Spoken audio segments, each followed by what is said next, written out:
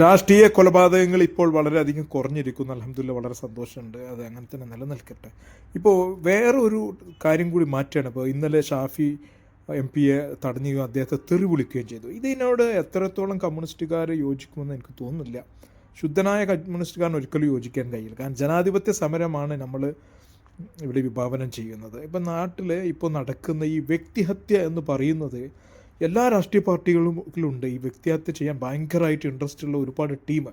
അപ്പോൾ ഇവിടെ ആർക്ക് 1, 2, 3 സ്ഥാനം കൊടുക്കണമെങ്കിൽ മാത്രം എല്ലാ പാർട്ടിയിലും പിന്നിൽ എല്ലാവരും ഈ കാര്യത്തിൽ വളരെ മുൻപന്തിലാണ്.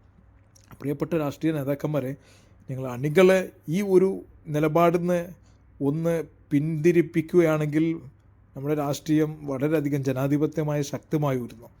ഇൻഷാ അല്ലാഹ് അങ്ങനെ ആവട്ടെ. ഇപ്പോൾ നേരത്തെ സൂചിപ്പിച്ചതുപോലെ മറ്റുള്ള അക്രമങ്ങൾ കുറഞ്ഞു വരുമ്പോൾ ഇതും കൂടി കുറയുകയാണെങ്കിൽ നമ്മളെ ജനാധിപത്യത്തിൻ്റെ ബ്യൂട്ടി അത് ഇങ്ങനെ നിറഞ്ഞു നിൽക്കും.